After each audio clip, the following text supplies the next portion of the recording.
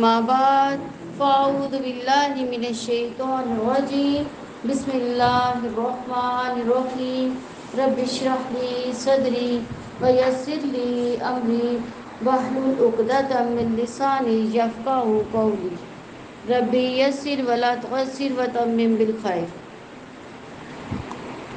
زید بن ارقم رضی اللہ عنہ سے روایت ہے کہ نبی صلی اللہ علیہ وآلہ وسلم نے فرمایا، اللہ عز و جل کی کتاب ہی اللہ تعالیٰ کی رسی ہے، جو اس کی پیروی کرے گا وہ ہدایت پر رہے گا اور جو اسے چھوڑ دے گا وہ گمراہی پر رہے گا۔ تو ہم سب کے لیے لازم ہے کہ ہم سب اللہ تعالیٰ کی کتاب کو پکڑے رکھیں تاکہ ہم سیدھے راستے پر چلیں، صراط الذین انعمت علیہم، ان لوگوں کے راستے پر جن پر انعام کیا۔ قرآن مجید جو اللہ کی رسی ہے، اس کو پکڑنے کا مطلب کیا ہے؟ اس کا مطلب یہ ہے کہ اس کو پڑھتے رہیں، اس کو سمجھتے رہیں، اس پر غور و فکر کرتے رہیں اور تدبر کرتے ہوئے، کیونکہ کتاب کے آنے کا مقصد ہی یہی ہے۔ کتاب انزلناہ الیک مبارک آیاتہ ولیتذکر اولو الالباب، جو کتاب ہم نے آپ صلی اللہ علیہ وسلم کی طرف نازل کی بڑی برکت والی ہے تاکہ لوگ اس کی آیات پر غور و فکر کریں۔ کیا ہم میں سے کسی نے غور و فکر کبھی کیا؟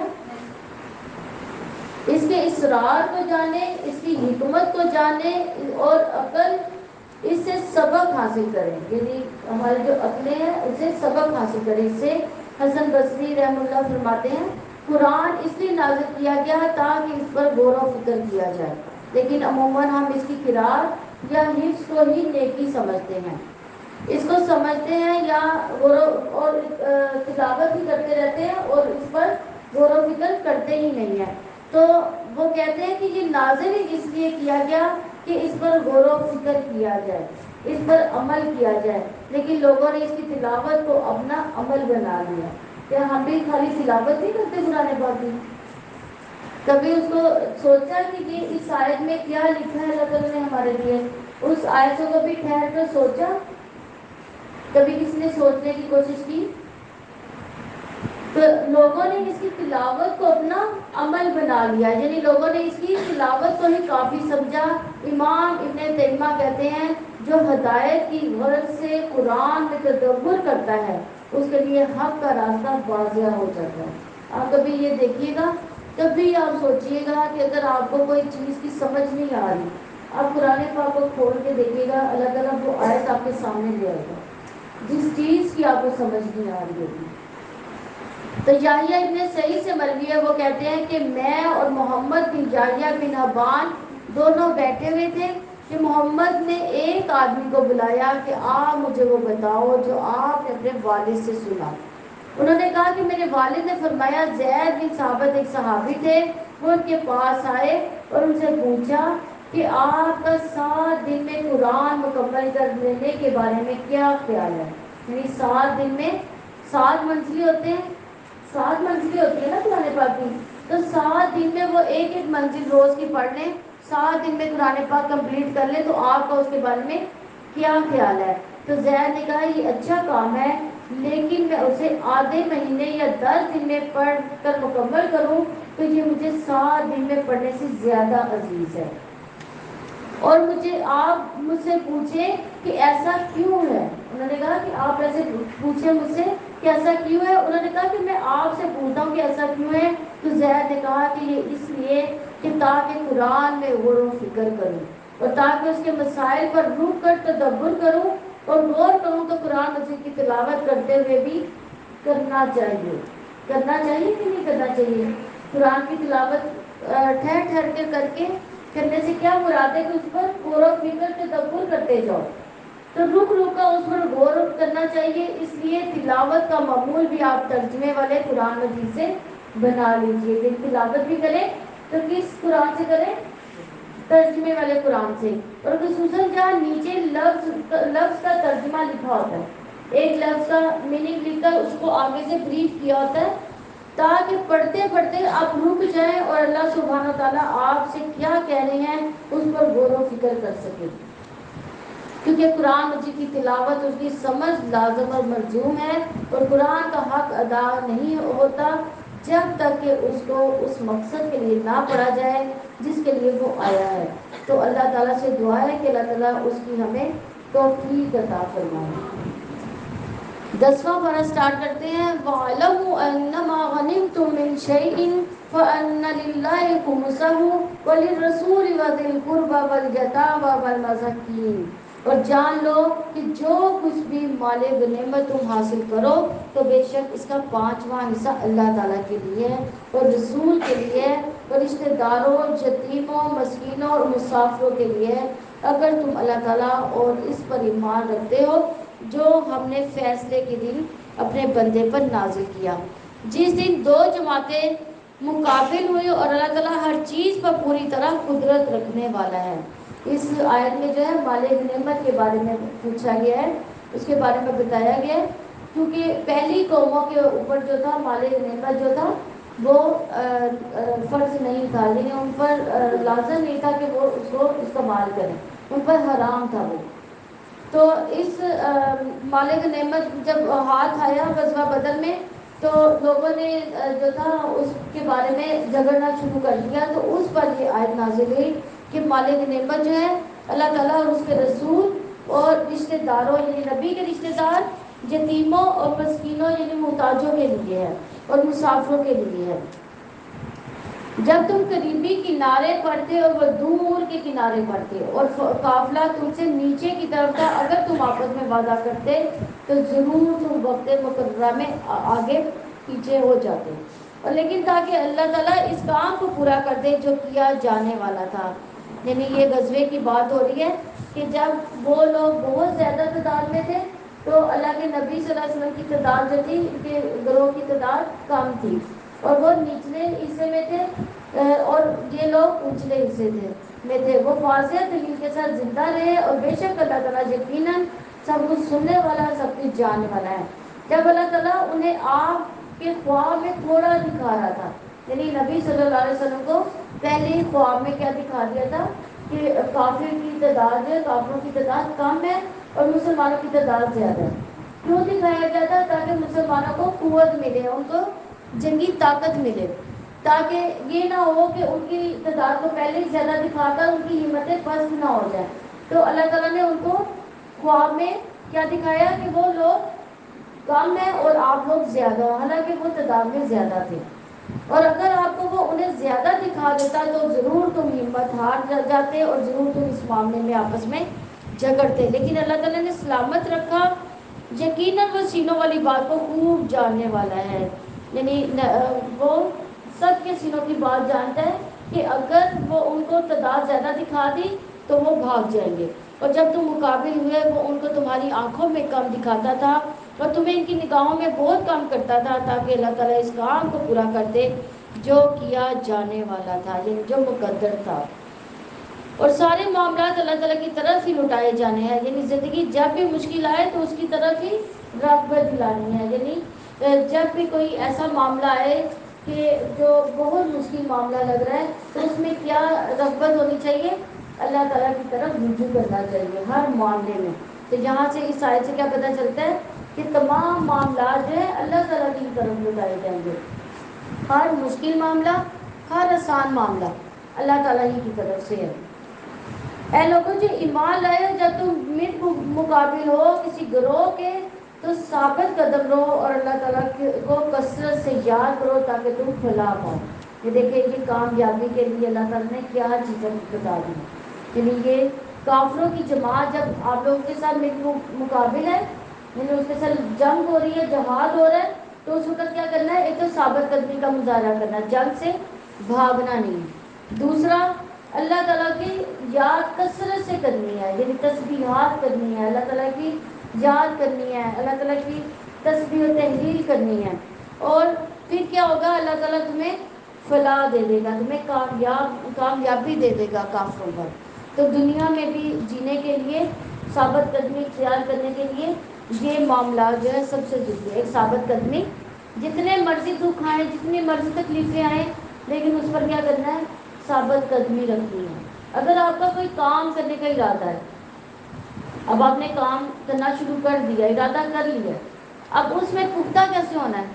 اللہ تعالیٰ سے مدد مانگ کے، اللہ تعالیٰ کے یاد کر کے، اللہ تعالیٰ کی سب تسبیحات بیان کر کے، اور اس کام پر ثابت قدم رہنا ہے، اللہ تعالیٰ اس کام کو پورا کر دے گا۔ بیچ میں نہیں اس کام کو چھوڑنا، بلکہ کیا کرنا ہے؟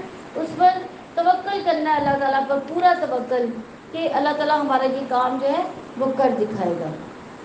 تو اللہ تعالیٰ اس کے رسول کی اطاعت کرو اور آپس میں جھگڑا نہ کرو، نہ تم بزدل ہو جاؤ گے اور تمہاری ہوا اکھڑ جائے گی، اور صبر کرو، بے شک اللہ تعالیٰ صبر کرنے والوں کے ساتھ ہے۔ یہ پھر صبر کا معاملہ آ گیا، اتنا زیادہ صبر کا معاملہ ہمیں بتایا گیا ہے کہ ہر معاملے میں کیا کرنا ہے؟ صبر ہی کرنا ہے۔ تو اللہ تعالیٰ اس کے رسول کی اطاعت کرو، اور اس کے لیے اللہ اور اس کے رسول کی اطاعت سب سے پہلے لازم ہے۔ سب سے پہلے اللہ کی اطاعت، اس کے رسول کی اطاعت، یہ کامیابی کی ضمانت ہے۔ پہلے کہ اللہ تعالیٰ نے کامیابی کا معیار بتایا تھا کہ پیچھے دیکھیں ثابت قدمی دکھانی ہے، دوسرا کامیابی کا معیار کثرت سے اللہ تعالیٰ کو یاد کرنا ہے، تیسرا کامیابی کا معیار کہ اللہ اور اس کے رسول کی اطاعت کرنی ہے، اس معاملے میں اللہ تعالیٰ اور اس کے رسول کی نافرمانی سے بچنا ہے، آپس میں نہیں جھگڑنا۔ ایک گروہ ہے، جہاد کرنے کے لیے گئے ہیں، یا کسی سے بھی آپ کا مقابلہ ہے، تو آپ کیا کریں گے؟ آپس میں نہیں لڑیں گے۔ اگر آپس میں لڑیں گے تو کیا ہوگا؟ آپ کی ہوا اکھڑ جائے گی، دشمن آپ پر فتح یاب ہوگا، آپ کی آپس کی دشمنی جو ہے وہ دشمن کو فائدہ دے جائے گی۔ ایک گھر کا معاملہ ہی دیکھ لیں، اگر ایک گھر میں نا اتفاقی تو کیا ہوتا ہے؟ لوگ جو ہے آپ کے گھر پہ حاوی ہو جاتے ہیں، کوئی کسی کو برا کہہ رہا ہوتا ہے، کوئی کسی کو برا کہہ رہا ہوتا ہے، تو کیا ہوتا ہے؟ اس گھر کا جو اتفاق ہے ختم ہو جاتا ہے، اس کی عزت ختم ہو جاتی ہے، اس کی ہر چیز اس کی برباد ہو جاتی ہے، وہ گھر کے گھر بعض کا برباد ہو جاتے ہیں، اور بعض کا میاں بیوی کے جھگڑے میں جو اولاد ہے وہ سب سے زیادہ سروائیو کرتی ہے۔ اور نہ تم بزدل ہو جاؤ گے، ورنہ تم بزدل ہو جاؤ گے، یعنی اس سے کیا ہوگا؟ بزدلی بھی ہو جائے گی، اگر ہم جھگڑا کریں گے آپس میں تو تمہاری ہوا اکھڑ جائے گی، اور صبر کرو، بے شک اللہ تعالیٰ صبر کرنے والوں کے ساتھ ہے۔ وہ لوگوں کی طرح نہ ہو جاؤ جو اپنے گھروں سے اکڑتے ہوئے لوگوں کو دکھاوا کرتے ہوئے نکلے تھے، یعنی جو شہرت حاصل کرنے کے طالب ہوں تو اللہ تعالیٰ صرف ان کو دنیا کی شہرت ہی دیتا ہے، اس کا آخرت میں اس کا کوئی مقام نہیں ہوتا۔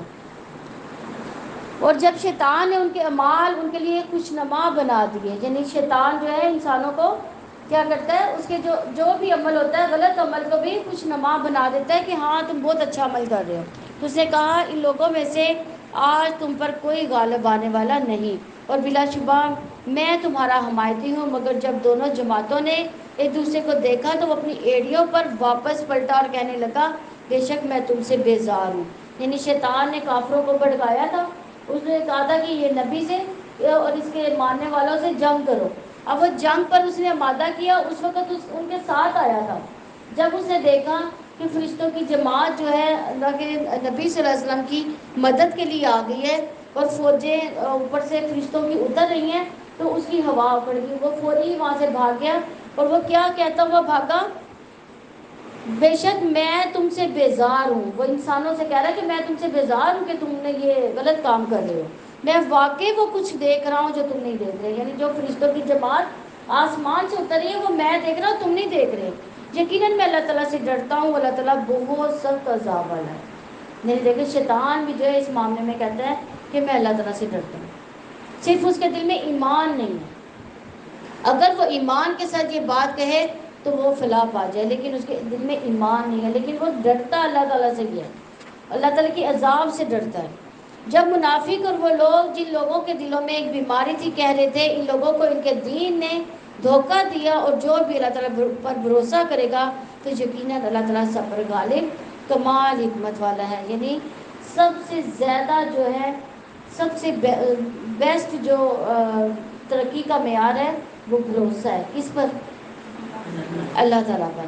اور کاش آپ دیکھیں جب فرشتے ان لوگوں کی جان قبض کرتے ہیں، کن کی جان قبض کر رہے ہیں؟ جنہوں نے کفر کیا، جنہوں نے اللہ تعالیٰ کا انکار کیا، وہ ان کے چہروں ان کی پشتوں پر مارتے اور کہتے ہیں جلنے کا عذاب چکھو۔ یعنی اس وقت بھی جب کافر کی موت واقعہ ہو رہی ہوتی ہے، جنگ بدر میں جب بہت زیادہ کفار قتل ہو گئے، تو اس وقت کی بات کی جا رہی ہے کہ کافروں کو اس وقت بھی مارا جا رہا تھا کہ آپ دیکھو جلنے کا عذاب چکھو، یہ اس کا بدلہ ہے جو تمہارے ہاتھوں نے آگے بیچا، اور یقیناً اللہ تعالیٰ بندوں پر ظلم کرنے والا نہیں۔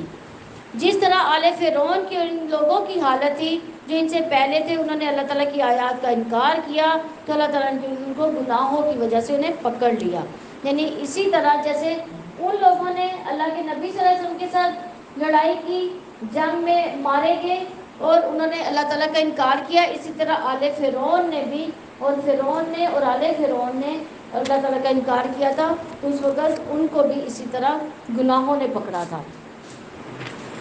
یقیناً اللہ تعالیٰ بڑی قوت والا، بہت سخت عذاب والا ہے۔ یہ اس وجہ سے ہوا کہ اللہ تعالیٰ کبھی کسی نعمت کو جو اس نے کسی قوم کو عطا کی ہو کبھی تبدیل کرنے والا نہیں ہے، یہاں تک کہ جو ان کے دلوں میں ہے وہ بدل دے۔ یعنی کسی بھی کے پاس نعمت جو اللہ تعالیٰ کی آتی ہے تو اللہ تعالیٰ تب تک اس سے وہ نعمت نہیں چھینتا جب تک کہ وہ بدل نہیں دیتا۔ کیسے بدلے گا؟ ناشکری سے۔ اس نعمت کو کس میں بدل دے گا؟ اللہ کی رحمتوں سے اللہ تعالیٰ کی لعنت میں چلا جائے گا، یعنی اللہ تعالیٰ کی رحمت سے دور ہو جائے گا۔ یقیناً اللہ تعالیٰ سب کچھ سننے والا، سب کچھ جاننے والا ہے۔ تو جس طرح آل فرعون کو ان لوگوں کی حالت تھی جو ان سے پہلے تھے، انہوں نے اپنے رب کی آیات کو جھٹلایا، چنانچہ ہم نے انہیں ان کے گناہوں کی وجہ سے ہلاک کر دیا۔ یعنی نبی صلی اللہ علیہ وسلم کے دشمنوں کا معاملہ بھی فرعون جیسا تھا کہ فرعون نے بھی اللہ تعالیٰ کی نافرمانی کی، کفر کیا، تو اللہ تعالیٰ نے اس کے کفر کی وجہ سے اسے ذلیل و خوار دنیا میں بھی کیا اور آخرت میں بھی ہوگا۔ اور اسی طرح نبی صلی اللہ علیہ وسلم کے ساتھ جنگ کرنے والے بھی ایسے ہی ہیں۔ یقیناً اللہ تعالیٰ کے نزدیک بدترین جانور وہ لوگ ہیں جنہوں نے کفر کیا سو وہ ایمان نہیں لاتے۔ یعنی بدترین جانور سے تشبیہ کس کو دی گئی ہے؟ کافروں کو۔ جن لوگوں سے آپ نے عہد باندھا پھر وہ ہر بار اپنا عہد توڑ دیتے ہیں اور وہ نہیں ڈرتے۔ عہد توڑنے والا کون ہے؟ منافق۔ یہ منافق کی ایک قسم ہے۔ لہٰذا اگر آپ انہیں کسی جنگ میں پائیں تو اس کے پیچھے جو اس کے پیچھے ہیں ان کے ذریعے مار بھگائیں تاکہ وہ نصیحت پکڑیں، یعنی عبرت ناک ان کو سزائیں دیں۔ اور اگر آپ کسی قوم کی خیانت سے ڈریں تو آپ ان کا عہد برابری کے ساتھ ان کی جانب پھینک دیں۔ بلا شبہ اللہ تعالیٰ خیانت کرنے والوں سے محبت نہیں کرتا، اور جن لوگوں نے کفر کیا یہ نہ سمجھے کہ وہ بچ نکلے، یقیناً وہ عاجز نہیں کریں گے، یعنی نبی صلی اللہ علیہ وسلم سے بازی لے جائیں گے وہ۔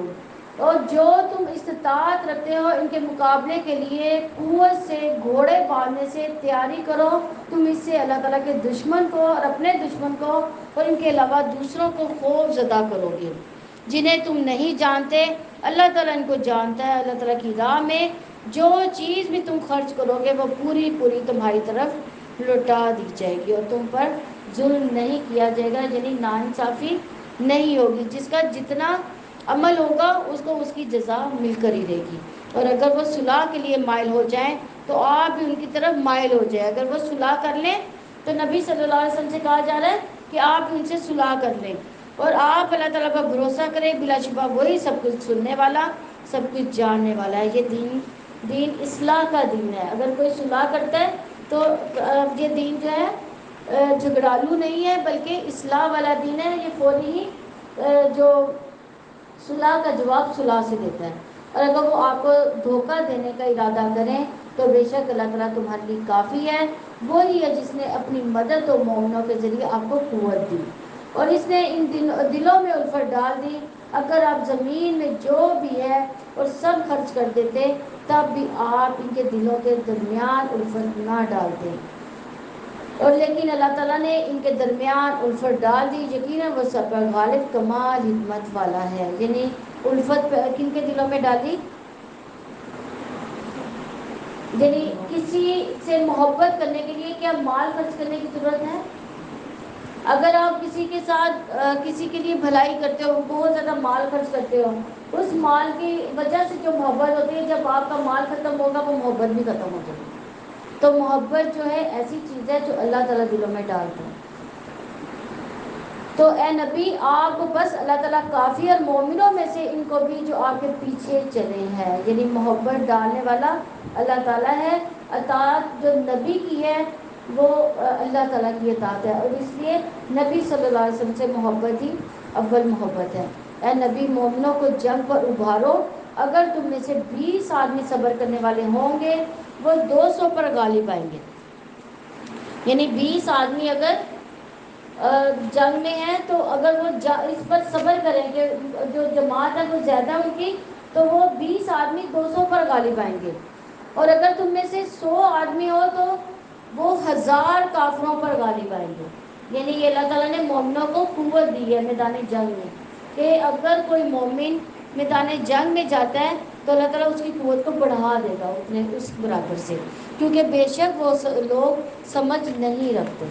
اب اللہ تعالیٰ نے تم پر سے بوجھ ہلکا کر دیا، یعنی پہلے جتنی مقدار بتائی ہے اب اس سے بڑھ کر بتائی جا رہی ہے، یعنی بوجھ جو ہے اور ہلکا کر کے، اور اس نے جان لیا کہ یقیناً تم میں سے کچھ کمزوری ہے. چنانچہ اگر تم میں سے 100 صبر کرنے والے ہوں گے تو وہ 200 پر غالب آئیں گے، اور اگر تم میں سے 1000 ہوں گے تو اللہ تعالیٰ کے حکم سے 2000 پر وہ غالب آئیں گے. اور اللہ تعالیٰ صبر کرنے والوں کے ساتھ ہے، یعنی صبر کرو، ثابت قدم رہو، اللہ تعالیٰ سے مدد مانگو تو اللہ تعالیٰ کی مدد ضرور آئے گی. کسی نبی کے لائق نہیں کہ اس کے پاس قیدی ہو یہاں تک کہ وہ زمین میں کافروں کا خوب خون بہا لے. تم دنیا کا ساز و سامان چاہتے ہو اور اللہ تعالیٰ آخرت کو چاہتا ہے، اور اللہ تعالیٰ سب پر غالب کمال حکمت والا ہے. اگر اللہ تعالیٰ کی طرف سے لکھی ہوئی بات نہ ہوتی تو پہلے طے ہو چکی ہوتی، تو اس کی وجہ سے جو تم نے لیا تمہیں بہت بڑا عذاب پہنچتا. تو جو مال غنیمت تم نے حاصل کیا اس میں سے کھاؤ، حلال پاک ہے، اور اللہ تعالیٰ سے ڈرتے رہو، بلا شبہ اللہ تعالیٰ بے حد بخشنے والا ہے. یہ امت محمدیہ پر مال غنیمت جو حلال کر دیا گیا جو کہ پہلی قوموں پر حرام تھا. اے نبی تمہارے ہاتھوں میں جو قیدی ہیں ان سے کہہ دو کہ اگر اللہ تعالیٰ تمہارے دلوں میں کوئی بھلائی معلوم کرے گا تو وہ ضرور فدیے میں تم سے لیا گیا ہے، وہ اس سے بہتر تمہیں دے گا اور تمہیں بخش دے گا، اور اللہ تعالیٰ بے حد بخشنے والا نہایت رحم والا ہے. بدر کے قیدیوں میں سے آپ صلی اللہ علیہ وسلم کے داماد ابو عاص تھے، جسے آپ صلی اللہ علیہ وسلم کی بیٹی نے مکہ سے ایک ہار بھیجا جو انہیں سیدہ خدیجہ رضی اللہ عنہ نے دیا تھا، جسے دے کر رسول اللہ صلی اللہ علیہ وسلم پر رغبت طاری ہو گئی. اور آپ صلی اللہ علیہ وسلم نے صحابہ کرام سے پوچھا کہ اگر آپ کہیں تو بغیر فدیے کے ابو عاص کو رہا کر دوں. سب مان گئے. آپ صلی اللہ علیہ وسلم کے چچا سیدنا عباس رضی اللہ عنہ نے فدیہ دینے سے انکار کیا اور کہا کہ میرے پاس کچھ نہیں ہے. تو آپ صلی اللہ علیہ وسلم نے فرمایا جو مال تم نے اور تمہاری بیوی نے چھپا رکھا ہے وہ کہاں ہے؟ اس پر حضرت عباس رضی اللہ عنہ نے فرمایا کہ وہ مال تو میرے اور میری بیوی کے علاوہ کسی کو نہیں پتا، لیکن آپ اللہ کے رسول ہیں اس لیے آپ صلی اللہ علیہ وسلم کو پتہ چل گیا. پھر حضرت عباس نے اپنا اور اپنے رشتہ داروں کے، اپنے بھتیجوں کا اور اپنے حلیف عتبہ بن عمرو کا فدیہ ادا کیا اس مال میں سے جو انہوں نے جو تھا دفنایا ہوا تھا. اور اگر وہ آپ سے خیانت کا ارادہ رکھیں تو بے شک پہلے اللہ تعالیٰ سے بھی انہوں نے خیانت کی تو اس نے اس پر قابو پا لیا. اور اللہ تعالیٰ سب کچھ جاننے والا کمال حکمت والا ہے. بلا شبہ جو لوگ ایمان لائے انہوں نے ہجرت کی اور اللہ تعالیٰ کی راہ میں اپنی جانوں اپنی مالوں سے جہاد کیا، اور وہ لوگ جنہوں نے جگہ دی اور مدد کی یہ لوگ ایک دوسرے کے دوست ہیں. اور جو لوگ ایمان لائے انہوں نے ہجرت نہیں کی تمہارے لیے اس کی دوستی میں سے کچھ نہیں یہاں تک کہ وہ ہجرت کریں. اور اگر وہ دین کے بارے میں تم سے مدد مانگے تو مدد کرنا تم پر لازم ہے، مگر ایسی قوم کے خلاف نہیں کہ ان کے اور ان کے تمہارے درمیان کوئی معاہدہ ہو، اور جو بھی تم کرتے ہو اللہ تعالیٰ سے خوب دیکھنے والا ہے. اور جن لوگوں نے کفر کیا وہ ایک دوسرے کے دوست ہیں. اگر تم یہ نہ کرو گے تو زمین میں بڑا فتنہ اور بہت بڑا فساد ہوگا.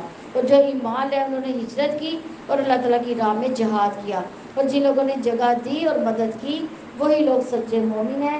ان کے لیے بخشش و باعزت رزق ہے. یعنی یہ ساری آیتیں جو ہیں انصار و مہاجرین کے بارے میں. مدد کس نے کی تھی؟ انصار نے. اور ہجرت کنہوں نے کی تھی؟ مہاجرین نے. اور اللہ تعالیٰ نے اپنی رحمت سے، اپنی برکت سے ان میں الفت ڈال دی تھی، ان میں محبت ڈال دی تھی. اتنی زیادہ محبت اور الفت تھی کہ انصار اپنا آدھا مال ان کو دینے کے لیے تیار ہو گئے تھے. ایون انہوں نے جن کے پاس زیادہ بیویاں تھیں اور ان کو جو سب سے اچھی بیوی تھی اس کو طلاق دے دی، اس کو مہاجرین کو دے دی کہ تم ان سے شادی کر لو. انہیں اپنے مہاجر بھائی کو دے دی. اور مہاجرین بھی ایسے تھے کہ کیا کرتے تھے، وہ کہتے تھے ہمیں بازار کا روٹ بتا دو کہ بازار کدھر ہے، ہم خود ہی کچھ نہ کچھ کما لیں گے اپنے لیے. لیکن انصار ان کی ہر معاملے میں مدد کیا کرتے تھے. تو ان کی محبت کا ذکر اللہ تعالیٰ نے ان آیات میں کیا ہے کہ جو ایمان لائے، انہوں نے ہجرت کی اور اللہ تعالیٰ کی راہ میں جہاد کیا، اور جن لوگوں نے جگہ دی اور مدد کی وہی لوگ سچے مومن ہیں. ان کے لیے بخشش اور باعزت رزق ہے. یعنی انہوں نے انصار نے مہاجرین کی مدد کرنے میں کوئی کسر نہ اٹھا رکھی تھی. تو اللہ تعالیٰ نے ان کے لیے بخشش رکھ دی ہے اور رزق ہی رزق رکھا ہے. اور جو لوگ اس کے بعد ایمان لائے اور ہجرت کی، انہوں نے تمہارے ساتھ مل کر جہاد کیا، تو وہ تمہیں میں سے ہیں. اور رشتہ دار اللہ تعالیٰ کی کتاب میں ایک دوسرے کے زیادہ حقدار ہیں.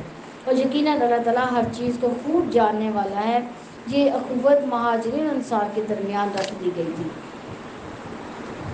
سورہ توبہ کی ابتدا ہے. سورہ توبہ مدنی ہے. اس میں 129 آیات اور 16 رکوع ہے. اس سورت کے کئی بہت سے نام ہیں جو کہ دراصل اس کے موضوعات ہیں. اور اس سورت کے 14 نام ہیں. اس کا ایک نام برا ہے جس میں اس سورت کا آغاز ہوتا ہے، جس نام سے اس کا آغاز ہو رہا ہے. تو فضیلت کے اعتبار سے دیکھا جائے، سیدنا عمر بن خطاب رضی اللہ عنہ نے لکھ کر بھیجا، سورت برات خود سیکھو اور اپنی عورتوں کو بھی سورت نور سکھاؤ. یعنی خود سورہ برات سیکھو اور عورتوں کو سورہ نور سکھاؤ. ترمذی میں ہے کہ سیدنا ابن عباس رضی اللہ نے عثمان سے پوچھا کہ سورہ انفال اور سورہ برات کو کیوں ملا دیا گیا تھا، یعنی درمیان میں بسم اللہ کیوں نہیں رکھی گئی. پہلی ہم نے کون سی سورہ ختم کی ہے؟ سورہ انفال. اور آگے ہے سورہ توبہ. ان دونوں کے درمیان بسم اللہ نہیں رکھی گئی. تو آپ نے جواب دیا کہ بعض اوقات نبی صلی اللہ علیہ وسلم پر ایک ساتھ کئی صورتیں جو تھی نازل ہوتی تھی.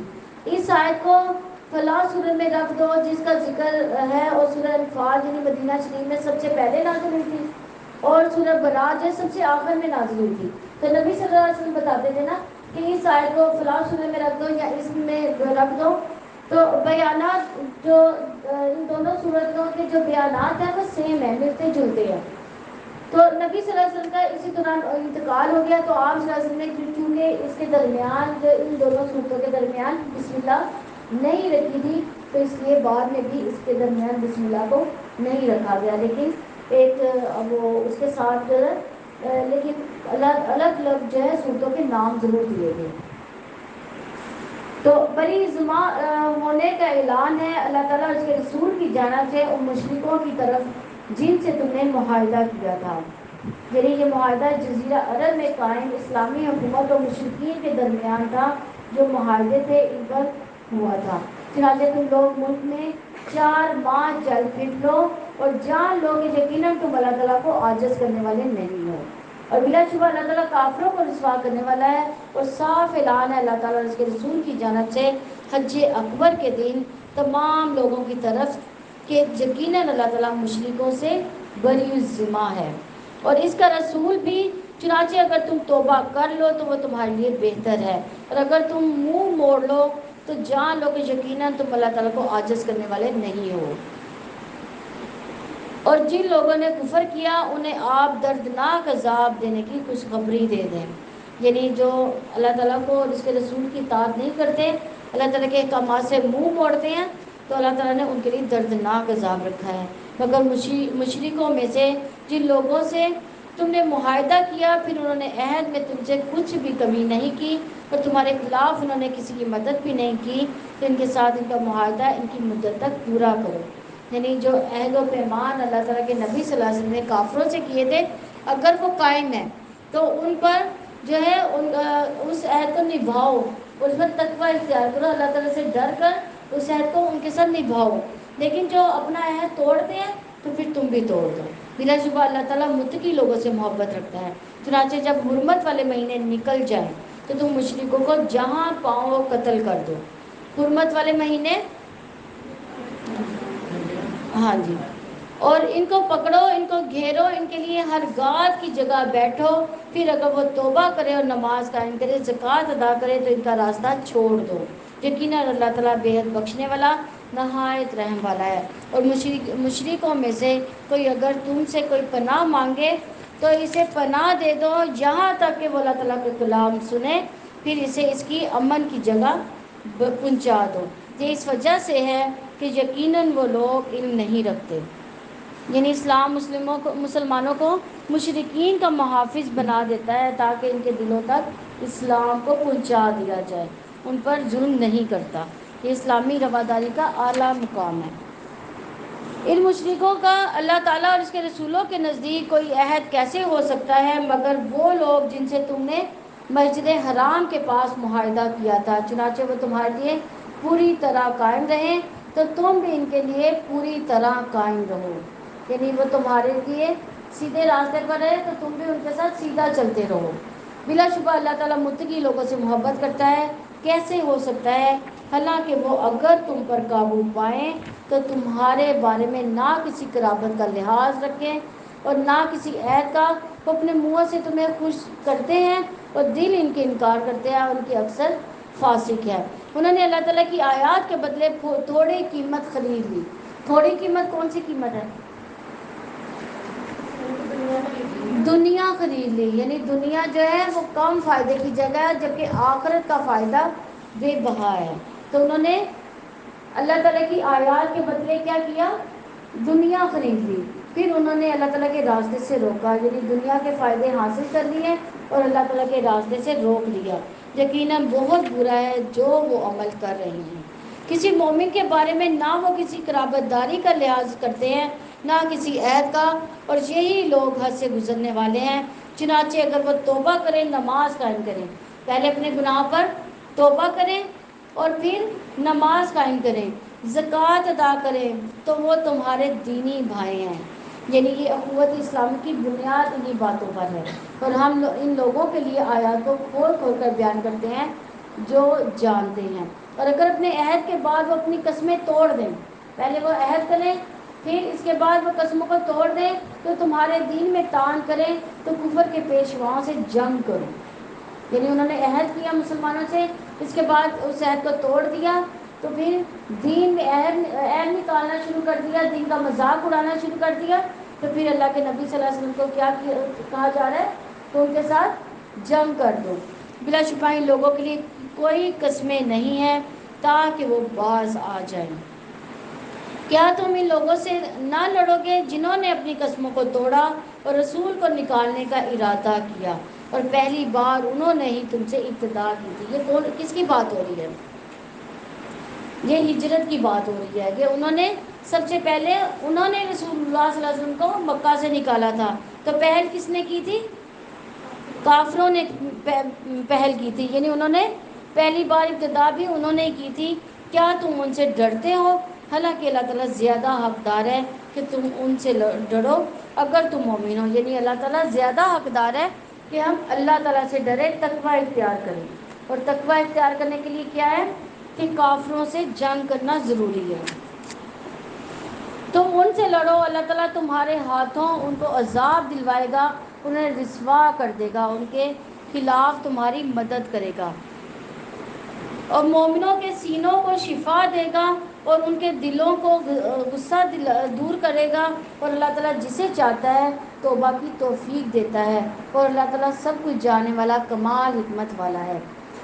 یا تم نے یہ گمان کر لیا، یعنی کہ تم نے سمجھ لیا کہ تم چھوڑ دیے جاؤ گے، حالانکہ اللہ تعالیٰ نے ابھی لوگوں کو نہیں جانا جنہوں نے تم میں سے جہاد کیا اور جنہوں نے اللہ تعالیٰ اور اس کے رسول اور مومنوں کے سوا کسی کو رازدار نہیں بنایا. اور جو بھی تم عمل کرتے ہو اللہ تعالیٰ اس سے پوری طرح باخبر ہے. نبی صلی اللہ علیہ وسلم نے فرمایا تم اللہ تعالیٰ سے ایسے ڈرو جیسے تمہیں اس سے ڈرنے کا حق ہے، اور اگر تم اللہ تعالیٰ سے نہیں ڈرو گے تو یقین رکھو کہ اللہ تعالیٰ تمہیں دیکھ رہا ہے. تو مشرکوں کے لیے کبھی یہ حق نہیں ہے کہ وہ اللہ تعالیٰ کی مسجدوں کو آباد کریں، یعنی مشرکوں کو یہ حق نہیں ہے، بلکہ مسلمانوں کو یہ زیادہ حق ہے کہ وہ مسجد حرام کو آباد کریں، حالانکہ اپنے آپ پر وہ کفر کی شہادت دینے والے ہیں۔ یہی لوگ ہیں جن کے سارے اعمال ضائع ہو گئے اور وہ ہمیشہ آگ ہی میں رہنے والے ہیں۔ یقیناً اللہ تعالیٰ کی مسجدوں کو وہی آباد کرتا ہے جو اللہ تعالیٰ اور آخرت کے دن پر ایمان لایا، نماز قائم کی، زکوٰۃ ادا کی اور اللہ تعالیٰ کے سوا کسی سے نہ ڈرو، تو امید ہے کہ یہ لوگ ہدایت پانے والے ہوں گے۔ کیا تم نے حاجیوں کو پانی پلانا اور مسجد حرام کو آباد کرنا جیسا بنا دیا جو اللہ تعالیٰ اور آخرت کے دن پر ایمان لایا؟ یعنی جو مشرکین مکہ تھے وہ حاجیوں کو پانی پلانا اور مسجد حرام کو آباد کرنا اس کو ہی عبادت سمجھتے تھے، حالانکہ وہ اللہ تعالیٰ اور آخرت کے دن پر ایمان نہیں لاتے تھے۔ تو اس نے اللہ تعالیٰ کی راہ میں جہاد کیا۔ اللہ تعالیٰ کے نزدیک دونوں برابر نہیں ہیں۔ اللہ تعالیٰ ظالم لوگوں کو ہدایت نہیں دیتا۔ جو لوگ ایمان لائے انہوں نے ہجرت کی، اللہ تعالیٰ کی راہ میں اپنے مال و جانوں کے ساتھ جہاد کیا، اللہ تعالیٰ کے نزدیک درجے میں زیادہ بڑے ہیں اور وہی لوگ کامیاب ہیں۔ ان کا رب انہیں اپنی جانب سے رحمت اور رضامندی اور جنتوں کی خوشخبری دیتا ہے، جس میں ان کے لیے ہمیشہ رہنے والی نعمتیں ہیں، وہ ان میں ہمیشہ ہمیشہ رہنے والے ہیں۔ یقیناً اللہ تعالیٰ ہی کے پاس بہت بڑا اجر ہے۔ اے لوگوں جو ایمان لائے ہو، اپنے باپوں اپنے بھائیوں کو بھی اپنا دوست نہ بناؤ اگر وہ ایمان کے مقابلے میں کفر سے محبت رکھیں، اور تم میں سے جو ان سے دوستی رکھے گا تو وہی لوگ ظالم ہیں۔ آپ کہہ دیں کہ اگر تمہارے باپ اور تمہارے بیٹے، تمہارے بھائی، تمہاری بیویاں، تمہارا خاندان اور وہ مال جو تم نے کمائے اور وہ تجارت جس کے مندہ پڑ جانے سے تم ڈرتے ہو اور وہ گھر جنہیں تم پسند کرتے ہو تمہیں اللہ تعالیٰ اس کے رسول اس کی راہ میں جہاد کرنے سے زیادہ محبوب ہے، تو انتظار کرو جہاں تک کہ اللہ تعالیٰ اپنا حکم لے آئے، پر اللہ تعالیٰ نافرمان لوگوں کو ہدایت نہیں دیتا۔ یہ جہاد میں جانے کے لیے کہا جا رہا ہے کہ جو لوگ گھروں میں رہنا زیادہ پسند کر رہے تھے، جن کی فصلیں کٹنے والی تھی اور وہ چاہتے تھے کہ ہم گھروں میں ہی بیٹھے رہیں، جہاد میں نہ جائیں، تو اللہ تعالیٰ نے ان کے لیے کیا کہا ہے کہ اگر تمہیں اللہ تعالیٰ اور اس کے رسول اور اس کی راہ میں جہاد سے زیادہ محبوب ہے تو کیا کرو، تو انتظار کرو یہاں تک کہ اللہ تعالیٰ اپنا حکم لے آئے۔ اگر ہم بھی دیکھیں تو یہ ہم علم کا جہاد نہیں کرتے یہاں پر آ کر، یہ ہمارا علم کا جہاد ہے نا، تو یہاں پر آ کر بیٹھنا، یہ قرآن کی باتیں سننا اگر ہم پر بھاری ہیں، یا ہم اپنے گھروں کو زیادہ محبت دیتے ہیں، اپنے گھر کو زیادہ اہمیت دیتے ہیں، اپنے بچوں کو اور اپنے کاموں کو زیادہ اہمیت دیتے ہیں، تو پھر یہ ہمارے لیے بھی یہ وعید ہے جو اللہ تعالیٰ نے ان کے لیے وعید چھوڑی تھی۔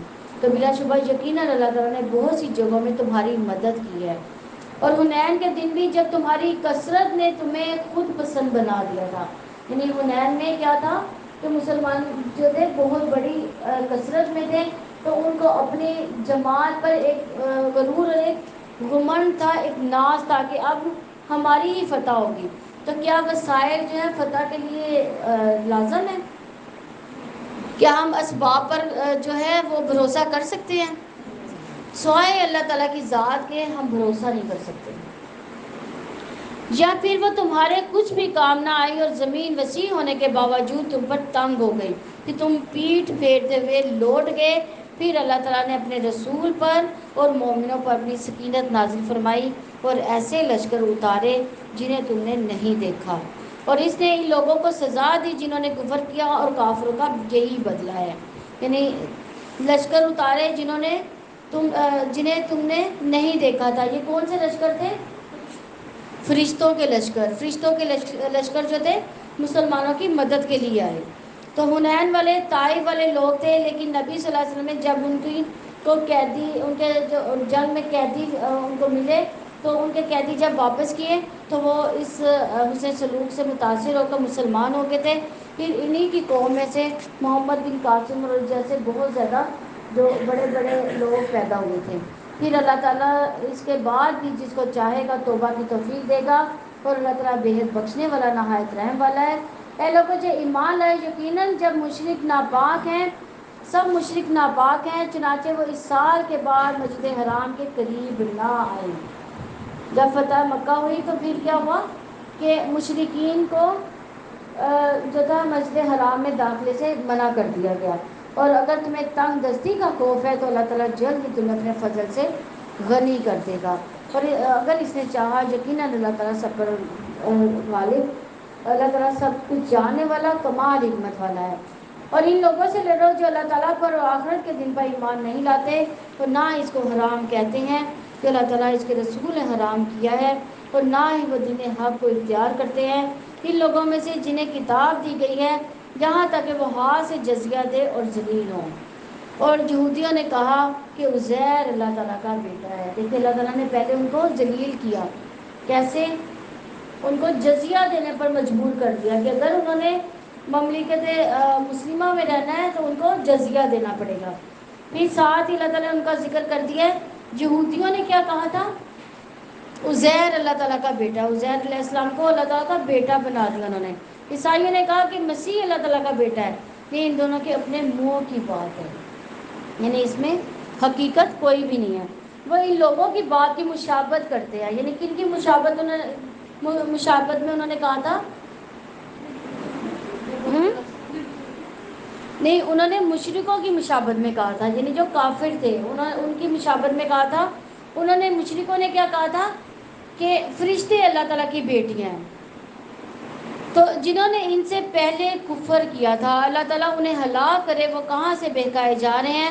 انہوں نے اپنے علماء اور درویشوں کو اللہ تعالیٰ کے سوا اپنا رب بنا لیا۔ وہ مسیح ابن مریم کو بھی، حالانکہ انہیں اس کے سوا حکم نہیں دیا گیا تھا کہ وہ ایک ہی معبود کی عبادت کریں، کہ ان کے سوا کوئی معبود نہیں مگر وہی، وہ اس سے پاک ہے جو وہ شریک بناتے ہیں۔ وہ ارادہ رکھتے ہیں کہ اللہ تعالیٰ کے نور کو اپنے منہ سے بجھا دیں گے۔ کیا اللہ تعالیٰ کو کے اسلام دین کو ختم کیا جا سکتا ہے؟ نور کو منہ سے بجھانے کا مراد ہے کہ وہ اپنے پراپوگنڈا کے ذریعے سے کیا کرنا چاہتے تھے کہ اسلام کو ختم کرنا چاہتے تھے، جیسے آج کل بھی مختلف پراپوگنڈے ہو رہے ہیں صرف مسلمانوں کو ختم کرنے کے لیے۔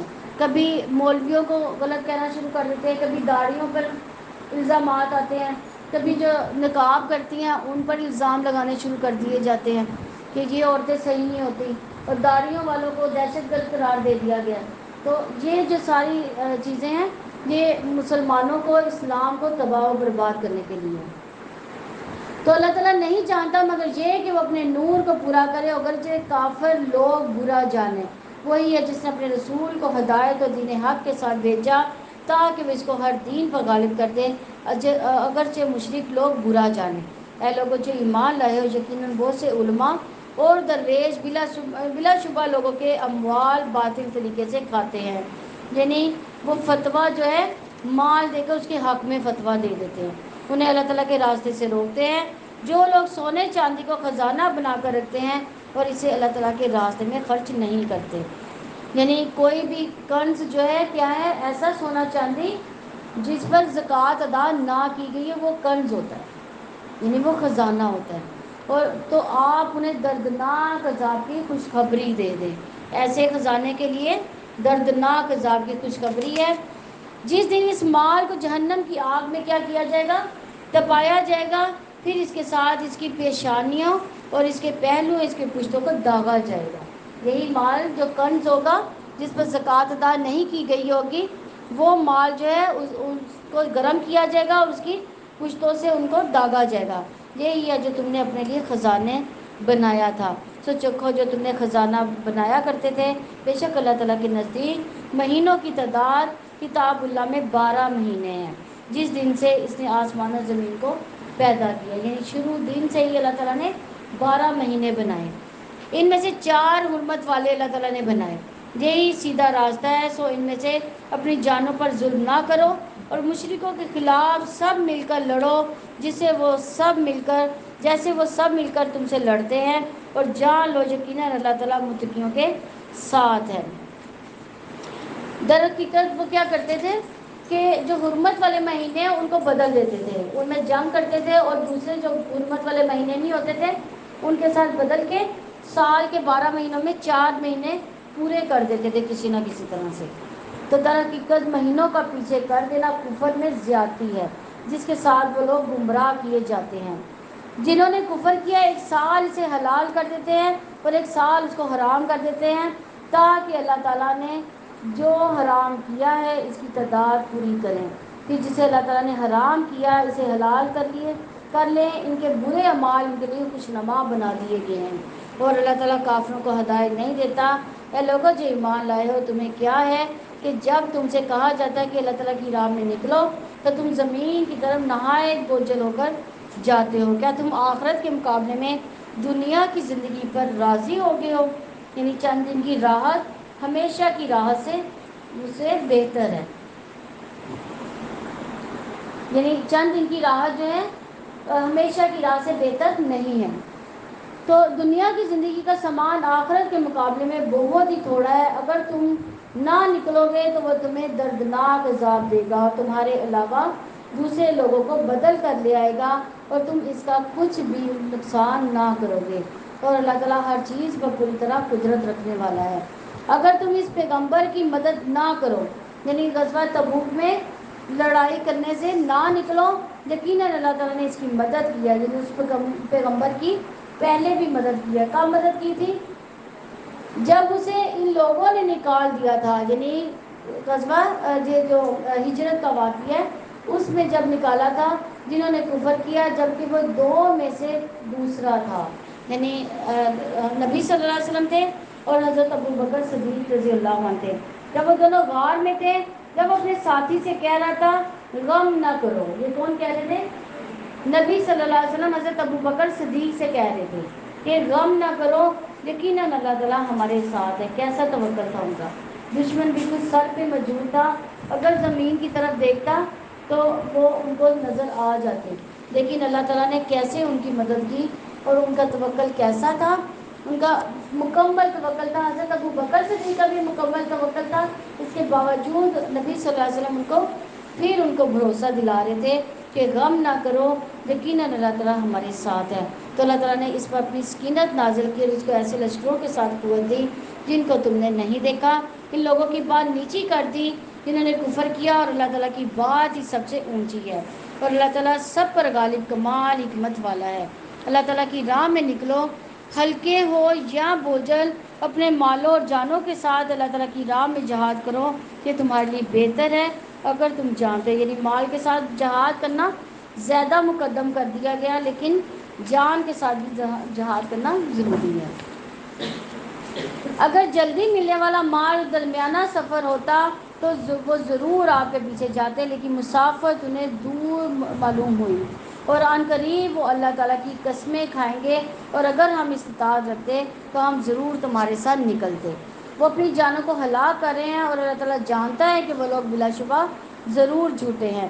اللہ تعالیٰ نے آپ کو معاف فرما دیا، آپ نے کیوں انہیں اجازت دے دی، یہاں تک کہ آپ کے لیے وہ لوگ صاف ظاہر ہو جاتے ہیں جنہوں نے سچ کہا، اور جھوٹوں کو بھی آپ جان لیتے ہیں۔ جو لوگ اللہ تعالیٰ اور آخرت کے دن پر ایمان رکھتے ہیں وہ آپ سے اجازت نہیں مانگتے اس سے کہ وہ اپنی مالوں اور اپنی جانوں سے جہاد کریں۔ وہ اللہ تعالیٰ متقیوں کو خوب جاننے والا ہے، اور آپ سے اجازت وہی مانگتے ہیں جو اللہ تعالیٰ اور آخرت کے دن پر ایمان نہیں رکھتے۔ ان کے دل شک میں پڑے ہوئے ہیں، چنانچہ وہ اپنے شک میں تردد کر رہے ہیں، اور اگر وہ نکلنے کا ارادہ رکھتے تو اس کے لیے ضرور کچھ سامان تیار کرتے، لیکن اللہ تعالیٰ نے ان کا اٹھنا ہی ناپسند کیا، تو اس نے انہیں روک دیا اور کہہ دیا گیا کہ بیٹھنے والوں کے ساتھ ہی بیٹھے رہو۔ اگر وہ لوگ تمہارے ساتھ نکلتے تو بھی تم میں خرابی کے سوا کسی شے کا اضافہ نہ کرتے۔ یہ کون لوگ تھے؟ یہ منافق لوگ تھے۔ عظمت کی ذرا اس کی آواز اونچی کرو۔ اور وہ تمہارے درمیان ضرور گھوڑے دوڑاتے، تم میں فتنہ تلاش کرتے، اور تم میں ان کے لیے کان لگا کر سننے والے ہیں، اور اللہ تعالیٰ ظلم کرنے والوں کو خوب جاننے والا ہے۔ ان کے اموال، ان کی اولادیں آپ کو بھلی نہ لگیں، در حقیقت اللہ تعالیٰ ارادہ رکھتا ہے کہ ان کی وجہ سے انہیں دنیا کی زندگی میں عذاب دے، اور ان کی جانیں اس حال میں نکلیں کہ وہ کافر ہی ہیں۔ اور وہ اللہ تعالیٰ کی قسم کھا کر کہتے ہیں کہ ضرور وہ تمہیں میں سے ہیں، حالانکہ وہ تم میں سے نہیں بلکہ وہ ایسے لوگ ہیں جو ڈرتے ہیں۔ اگر وہ لوگ جائے پناہ یا کوئی غاریں یا کوئی گھس بیٹھنے کی جگہ پالیں تو وہ اس حال میں لوٹ جائیں گے کہ رسیاں توڑاتے رہیں. اور ان میں سے کوئی ایسا بھی ہے جو صدقات میں آپ پر تان کرتا ہے، پھر اگر ان میں سے ان کو دے دیا جائے تو وہ خوش بھی ہو جاتے ہیں، اور اگر انہیں اس میں سے نہ دیا جائے تب وہ ناراض ہو جاتے ہیں. یعنی منافقین جو صدقات کی تقسیم کے وقت کیا کرتے تھے؟ اعتراضات کرتے تھے. کیا اعتراضات کرتے تھے؟ کہ نبی صلی اللہ علیہ وسلم اپنے لیے زیادہ رکھتے ہیں یا اپنے قریبی ساتھیوں کو زیادہ دیتے ہیں اور ہمیں کم دیتے ہیں. جب ان کو زیادہ مل جاتا تھا تو وہ اسے خوش ہو جاتے تھے، اور اگر کم ملتا تھا تو وہ اس سے ناراض ہو جاتے تھے. اور کاش وہ واقعی راضی ہو جاتے اس پر جو اللہ تعالیٰ نے ان کے رسول نے دیا، اور کہتے کہ اللہ تعالیٰ ہمارے لیے کافی ہے. عنقریب اللہ تعالیٰ اپنے فضل سے ہمیں دے گا، اور اس کا رسول بھی یقیناً ہم تو اللہ تعالیٰ کی طرف رغبت رکھنے والے ہیں. بلا شبہ صدقات و فقیروں اور مسکینوں اور ان پر کام کرنے والوں کے لیے ہے، اور ان کے لیے جن کے دلوں میں الفت ڈالنی مقصود ہے. اور گردنوں کے چھڑانے میں، تاوان بھرنے والوں اور اللہ تعالیٰ کی راہ میں اور مسافروں کے لیے یہ اللہ تعالیٰ کی طرف سے فرض ہے، اور اللہ تعالیٰ سب کچھ جاننے والا کمال حکمت والا ہے. اور ان میں سے بعض لوگ نبی کو ایذا دیتے ہیں اور کہتے ہیں کہ وہ شخص کانوں کا کچا ہے. یعنی نبی صلی اللہ علیہ وسلم کوئی بھی منافق بھی آ کے کوئی بات کہتا تھا، کیونکہ اللہ تعالیٰ کے نبی صلی اللہ علیہ وسلم کو منافقوں کا نہیں معلوم تھا، تو جتنا کہ اللہ تعالیٰ نے ان کو بتا دیا تھا، تو جو بھی منافق بھی آگے کوئی بات نبی صلی اللہ علیہ وسلم سے کہتے تھے تو وہ یقین کر جاتے تھے. تو کیا منافق کیا کہتے تھے؟ کہ یہ نبی تو کانوں کا کچا ہے. آپ کہتے ہیں کہ وہ تمہاری بھلائی کے لیے کانوں کا کچا ہے. وہ اللہ تعالیٰ پہ ایمان لاتا ہے، مومنوں کے لیے یقین رکھتا ہے، اور وہ لوگ ان کے لیے ایک رحمت ہے جو تم میں سے ایمان لائے. اور جو لوگ اللہ کے رسول کو اذیت دیتے ہیں ان کے لیے دردناک عذاب ہے. وہ تمہارے لیے اللہ تعالیٰ کی قسمیں کھاتے ہیں تاکہ تمہیں خوش کریں، حالانکہ اللہ تعالیٰ اور اس کے رسول زیادہ حقدار ہے کہ وہ انہیں خوش کرے اگر وہ ایمان لانے والے ہیں. کیا انہوں نے نہیں جانا کہ یقیناً وہ جو اللہ تعالیٰ اس کے رسول کا مقابلہ کرے تو بلا شبہ اس کے لیے جہنم کی آگ ہے، اس میں وہ ہمیشہ رہنے والے ہیں. یہ بہت بڑی رسوائی ہے. منافق ڈرتے ہیں کہ کہیں مسلمانوں پر اگر صورت ہی نازل نہ کر دی جائے جو انہیں باتیں بتا دے جو ان کے دلوں میں ہے. آپ کہہ دیں تم مذاق اڑاؤ، اللہ تعالیٰ یقیناً وہ باتیں نکالنے والا ہے جن سے تم ڈرتے ہو. یعنی منافق اس قدر خوف کھاتے تھے وہی سے کہ وہ کہتے تھے کہ کہیں ہمارے خلاف جو ہم دل میں سوچتے ہیں یہ نہ ہو کہ نبی صلی اللہ علیہ وسلم پر کوئی وحی نازل ہو جائے اس بارے میں. اور یقیناً اگر آپ ان سے پوچھیں تو وہ ضرور کہیں گے کہ در حقیقت بس یوں ہی ہم ہنس بول رہے تھے اور دل لگی کر رہے تھے. آپ کہتے ہیں کہ کیا تم اللہ تعالیٰ سے اور اس کی آیات اور اس کے رسول سے مذاق کرتے ہو؟ بہانے مت بناؤ، بلا شبہ تم نے اپنے ایمان کے بعد کفر کیا. اگر ہم تم میں سے ایک گروہ کو معاف کر بھی دیں تو ایک گروہ کو ہم ضرور عذاب دیں گے، اس وجہ سے کہ یقیناً وہ مجرم تھے. منافق مرد اور منافق عورتیں ایک دوسرے میں سے ہیں، وہ برائی کا حکم دیتے ہیں اور بھلائی سے منع کرتے ہیں اور اپنے ہاتھ بند رکھتے ہیں. وہ بھول گئے اللہ تعالیٰ کو تو اس نے بھی انہیں بھلا دیا. یقیناً منافق کی نافرمان ہے. اللہ تعالیٰ نے منافق مردوں اور منافق عورتوں اور کافروں سے دوزخ کی آگ کا وعدہ کیا ہے، اس میں وہ ہمیشہ رہنے والے ہیں، وہی انہیں کافی ہے. اور ان کو اللہ تعالیٰ نے لعنت کی اور ان کے لیے ہمیشہ رہنے والا عذاب ہے.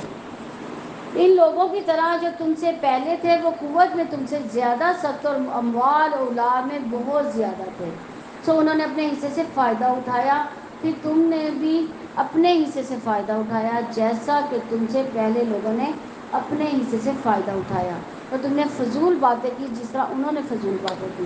یعنی مال و اولاد کیا ہے؟ انسان کے لیے سب سے زیادہ سخت آزمائش ہے. مال کیسی آزمائش ہے؟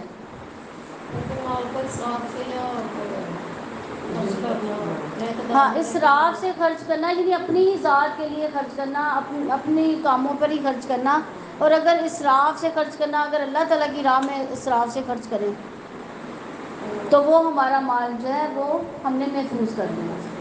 یعنی اللہ تعالیٰ کی راہ میں جتنا مرضی خرچ کریں، صرف اپنے اوپر اتنا خرچ کرنا جتنی ہمیں ضرورت ہے، اسراف سے خرچ نہیں کرنا، اور ایسا مال خرچ کرنا جو ہے ہمیں فائدہ دے چاہیے، کیونکہ یہ مال بھی ہماری آزمائش ہے، اور اولاد کیسی آزمائش ہے؟ اللہ تعالیٰ کی راہ میں اسے لگایا جائے، ایسی اولاد جس کو اللہ کی راہ میں لگایا جائے، دین کا علم سکھایا جائے، دین کے کاموں میں لگایا جائے گا، تو وہ ایسی اولاد جو ہے وہ صدقہ جاریہ بنے گی، ورنہ جو اولاد ہے وہ آزمائش ہی آزمائش ہے۔ قیامت کے دن یہی اولاد جو ہے ماں باپ کے خلاف گواہی دے گی، وہ کہے گی کہ اس نے مجھے یہ ہدایت ہی نہیں دی، یہ مجھے سکھایا ہی نہیں، ماں باپ کو ہی جو ہے اولاد پکڑے گی۔ تو یہی لوگ ہیں جن کے مال دنیا اور آخرت میں ضائع ہو گئے، یعنی اگر ہم نے مال اور اولاد ضائع کر دیے تو اس کا مطلب ہمارا جو مال اور اولاد ضائع ہو جانے سے ہمارے اعمال بھی ضائع ہوگی، اور یہی لوگ خسارہ اٹھانے والے ہیں۔ کیا ان کے پاس ان لوگوں کی خبر نہیں آئی جو ان سے پہلے تھے، نوح کی قوم اور عاد اور سمود اور ابراہیم کی قوم اور مدین والے اور الٹی ہوئی بستیوں والے، ان کے پاس ان کے رسول واضح دلائل لے کر آئے، تو ایسا نہ تھا کہ اللہ تعالیٰ ان پر ظلم کرتا، لیکن وہ اپنی جانوں پر ظلم کرتے تھے۔ اور مومن مرد اور مومن عورتیں ایک دوسرے کے دوست ہیں، اور وہ نیکی کا حکم دیتے ہیں اور برائی سے روکتے ہیں، اور نماز قائم کرتے ہیں، زکوٰۃ ادا کرتے ہیں، اور اللہ تعالیٰ اور اس کے رسول کی اطاعت کرتے ہیں۔ آج پھر کیا آ گیا؟ کون سا حکم آیا؟ نماز کا۔ نماز جو ہے دیکھیں کتنی زیادہ اہم چیز ہے، نماز، زکوٰۃ، روزہ، یہ صبر، شکر، تقویٰ، کتنی باری ہم نے پڑھا، اور نماز کا تو بہت زیادہ ذکر ہے۔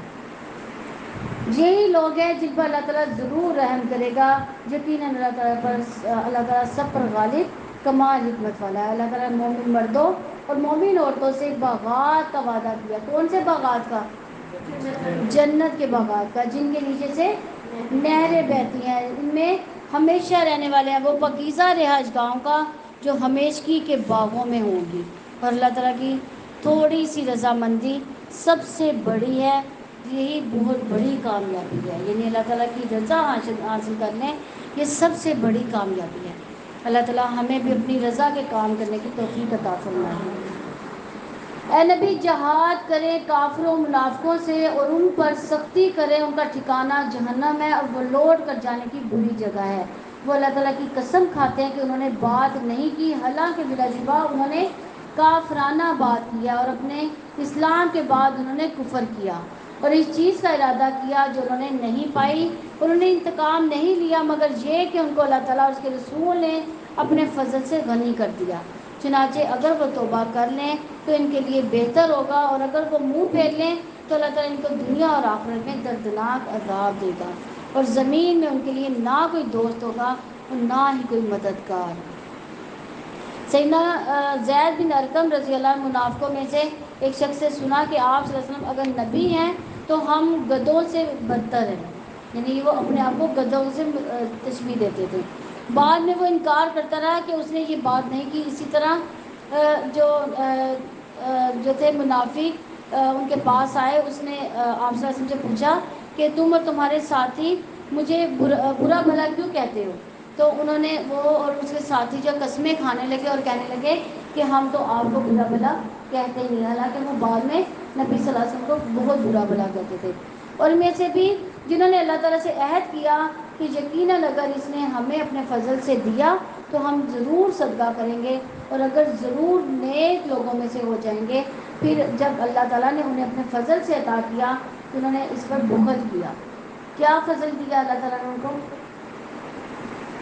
پہلے تو اس کے پاس مال نہیں تھا، اس شخص کے پاس اس نے اللہ تعالیٰ سے مانگا کہ مجھے اللہ تعالیٰ عطا کر اپنا فضل تو میں تیری راہ میں خرچ کروں۔ تو جب اللہ تعالیٰ نے اس کو دیا تو کیا اس نے کیا؟ اس نے بخل کیا، یعنی اس مال کو جمع کر دیا، اور اس حال میں کہ منہ موڑ گئے اور وہ اراض کرنے والے تھے۔ چنانچہ اللہ تعالیٰ نے ان کے دلوں میں نفاق کی سزا دی اس دن تک کے لیے جب وہ اس سے ملیں گے، اس وجہ سے جو انہوں نے اللہ تعالیٰ سے اس کی خلاف ورزی کی جو انہوں نے اس سے وعدہ کیا تھا، اس وجہ سے کہ وہ جھوٹ بولتے تھے۔ کیا وہ نہیں جانتے کہ یقیناً اللہ تعالیٰ ان کے راز، ان کی سرکشی تک کو جانتا ہے؟ تو یقیناً اللہ تعالیٰ سب غیبوں کو بہت خوب جاننے والا ہے۔ جو لوگ خوش دلی سے حصہ لینے والے مومنوں پر ان کے صدقات کے بارے میں تان کرتے ہیں، اور ان پر بھی جو اپنی محنت کے سوا کچھ نہیں پاتے سو وہ ان کا مذاق کرتے ہیں. اللہ تعالیٰ نے ان سے مذاق کیا، ان کے لیے دردناک عذاب ہے. آپ ان کے لیے بخشش مانگے یا نہ مانگے، اگر آپ 70 مرتبہ بھی ان کے لیے بخشش مانگے اللہ تعالیٰ انہیں ہرگز نہیں بخشے گا. یعنی نبی صلی اللہ علیہ وسلم کتنے حریص تھے کہ وہ جو کافر ہیں ان کے لیے بھی بخشش کا سامان کرتے تھے، منافقوں کے لیے بخشش مانگتے تھے، لیکن اللہ تعالیٰ نے ان کو اس بات سے منع کر دیا. انہوں نے کہا کہ اگر آپ 70 بار بھی ان کے لیے بخشش مانگیں گے تو اللہ تعالیٰ انہیں ہرگز نہیں بخشے گا. یہ اس وجہ سے کہ یقیناً انہوں نے اللہ تعالیٰ اور اس کے رسول کے ساتھ کفر کیا. یعنی کس وجہ سے کہ انہوں نے اللہ تعالیٰ کا انکار کیا اور رسول کا انکار کیا. اللہ تعالیٰ نافرمانوں کو ہدایت نہیں دیتا. پیچھے چھوڑ دیے گئے لوگ اللہ تعالیٰ کے رسول کے پیچھے اپنے بیٹھنے کی وجہ سے خوش ہو گئے. انہوں نے ناپسند کیا کہ وہ اللہ تعالیٰ کی راہ میں اپنے مالوں اپنی جانوں کے ساتھ جہاد کرے. انہوں نے کہا کہ گرمی میں نہ نکلو. آپ کہتے کہ جہنم کی آگ گرمی میں اس سے زیادہ سخت ہے. کاش کہ وہ سمجھتے تھے. کون سی گرمی میں نکلنے کا منع کیا؟ جہاد میں جب وہ جا رہے تھے تو منافقوں نے پیچھے سے کہا کہ تم گرمی میں نہ نکلو، تو اللہ تعالیٰ نے ان کو کیا کہا کہ جہنم کی آگ اس سے زیادہ سخت ہے. کاش کہ وہ سمجھتے ہوتے. بس لازم ہے کہ وہ ہنسیں بہت کم اور روئیں بہت زیادہ اس کے بدلے میں جو وہ کماتے ہیں. یعنی دنیا کی جو ہے مال و متاع وہ کماتے ہیں اور آخرت کو نہیں کماتے، آخرت کو بھول جاتے ہیں. دنیا میں عیش و عشرت سے رہنا پسند کرتے ہیں، گھروں میں رہنا پسند کرتے ہیں، جہاد کے لیے نہیں نکلنا پسند کرتے، گرمی میں نکلنا نہیں پسند کرتے. تو اللہ تعالیٰ کہتے ہیں کہ وہ اس کے بدلے میں ہنسے کم اور روئیں زیادہ، کیونکہ وہ بہت ہی برا کما رہے ہیں. چنانچہ اگر اللہ تعالیٰ ان کے کسی گروہ کی طرف آپ کو واپس لے آئے، چنانچہ وہ آپ سے جہاد پر نکلنے کی اجازت مانگے، تو آپ کہہ دیں کہ تم میرے ساتھ کبھی نہیں نکلو گے اور تم میرے ساتھ مل کر کسی دشمن سے ہرگز نہ لڑو گے. بلا شبہ تم پہلی بار بھی بیٹھ رہنے پر خوش ہوئے، چنانچہ تم بھی پیچھے رہنے والوں میں سے بیٹھے رہو. یعنی پہلی بار بھی وہ عورتوں اور بچوں کے ساتھ بیٹھے رہے تو اللہ تعالیٰ نے دوسری دفعہ بھی ان کے لیے نکلنا جو ہے نہیں پسند کیا. اور ان میں سے جو کوئی مر جائے تم اس کی نماز جنازہ کبھی نہ پڑھنا. یعنی یہ مدینے کے منافق تھے جو اللہ تعالیٰ کے حکم سے ان کو نبی صلی اللہ علیہ وسلم کو بتا دیے گئے تھے، تو اللہ تعالیٰ نے ان کی نماز جنازہ بھی ان کی پڑھنے سے روک دیا. یقیناً انہوں نے اللہ تعالیٰ اور اس کے رسول کے ساتھ کفر کیا اور وہ اس حال میں مرے کہ وہ نافرمان تھے. یعنی دل سے وہ ایمان نہیں لائے تھے، زبان سے کہتے تھے کہ ہم مسلمان ہیں، لیکن دل میں ان کے جو تھا ایمان نہ تھا. اور ان کے مال ان کی اولاد آپ کو بھلے نہ لگے، یقیناً اللہ تعالیٰ ارادہ رکھتا ہے کہ ان کے ذریعے انہیں دنیا ہی میں سزا دے، ان کی جانیں اس حال میں نکلے کہ وہ کافر ہی ہوں. اور جب کوئی صورت نازل کی جاتی ہے کہ اللہ تعالیٰ پر ایمان لاؤ اور ان کے رسول کے ساتھ جہاد کرو، تو ان میں سے مال والے لوگ آپ سے اجازت مانگتے ہیں اور وہ کہتے ہیں کہ ہمیں چھوڑ دیجئے کہ ہم بیٹھنے والوں کے ساتھ ہو جائیں. اور وہ اس بات پر راضی ہو گئے کہ وہ پیچھے رہنے والی عورتوں کے ساتھ ہو جائیں اور ان کے دلوں پر مہر لگا دی. کن کے دلوں پر مہر لگائی اللہ تعالیٰ نے؟ منافقوں کے. سو وہ نہیں سمجھتے. لیکن خود رسول نے بھی اور جو ان کے ساتھ ایمان لائے انہوں نے اپنے مالوں اپنی جانوں کے ساتھ جہاد کیا، اور یہی لوگ ہیں جن کے لیے بھلائیاں ہیں اور یہی لوگ فلاح پانے والے ہیں. اللہ تعالیٰ نے ان کے لیے ایسے باغات تیار کر رکھے ہیں جن کے نیچے سے نہریں بہتی ہیں، ان میں ہمیشہ رہنے والے ہیں. یہ بہت بڑی کامیابی ہے. اور دیہاتیوں میں سے بہانے بنانے والے آئے کہ انہیں اجازت دی جائے اور وہ لوگ بیٹھے رہے جنہوں نے اللہ تعالیٰ اس کے رسول پر جھوٹ بولا. دیہاتیوں میں سے کیوں انہوں نے بہانے لگائے تھے؟ کیا بہانہ لگایا تھا انہوں نے؟ ان کی چونکہ فصلیں پک چکی تھی اور فصلیں کی کٹائی کا ٹائم تھا، تو اس لیے وہ بہانے لگا رہے تھے نبی صلی اللہ علیہ وسلم کے پاس آ کر کہ ہمیں جو ہے پیچھے چھوڑ دیں، ہم جہاد پر نہ جائیں. تو ان میں سے جن لوگوں نے کفر کیا ان قریب انہیں ایک دردناک عذاب پہنچے گا. کمزوروں پر، بیماروں پر ان لوگوں پر کوئی حرج نہیں جو وہ چیز نہیں پاتے جسے وہ خرچ کریں جب وہ اللہ تعالیٰ کے لیے اور اس کے رسول کے لیے خلوص رکھیں. نیکی کرنے والوں پر اعتراض کا کوئی راستہ نہیں، اور اللہ تعالیٰ بے حد بخشنے والا نہایت رحم والا ہے. اور نہ ان لوگوں پر کوئی حرج ہے کہ جب بھی وہ آپ کے پاس آئیں تاکہ آپ انہیں سواری دیں تو آپ نے کہا کہ میں وہ چیز نہیں پاتا جس پر میں تمہیں سوار کر دوں. یعنی بعض صحابہ کیا تھے, بہت شوقین تھے کہ ہم جہاد پر جائیں, دشمنوں سے اللہ کی راہ میں جنگ کریں. لیکن کیا تھا کہ نبی صلی اللہ علیہ وسلم کے پاس سامان جہاد بہت کم تھا, سواریاں کم تھیں. تو وہ اس حال میں واپس ہوئے کہ ان کی آنکھیں آنسوؤں میں بہہ رہی تھیں. یعنی جب ان کے پاس سواریاں نہ تھیں تو نبی صلی اللہ علیہ وسلم نے ان کو واپس جانے کا کہا, تو وہ ایسے گھروں میں واپس گئے کہ ان کی آنکھیں جو تھیں آنسوں سے تر تھیں. یعنی وہ جہاد پہ نہ جانے کے لیے بہت غمگین تھے, اس غم سے کہ وہ نہیں پاتے جو وہ خرچ کریں. یقیناً اعتراض کا راستہ ان لوگوں پر ہے جو آپ سے اجازت مانگتے ہیں حالانکہ وہ مالدار ہیں. یعنی مالدار جب اجازت مانگے تو ان کے لیے کوئی عذر نہیں ہے, وہ اس پر راضی ہو گئے کہ پیچھے رہنے والی عورتوں کے ساتھ ہو جائیں, اور اللہ تعالیٰ نے ان کے دلوں پر مہر لگا دی تو وہ نہیں جانتے. یہ غزوہ تبوک کا واقعہ ہے کہ جس میں بہت سے ایسے منافق تھے جو نہیں جانا چاہتے تھے کیونکہ بہت سخت گرمی دھوپ تھی, فصلوں کی کٹائی کا موسم تھا اور وہ گرمی میں نکلنا نہیں چاہتے تھے.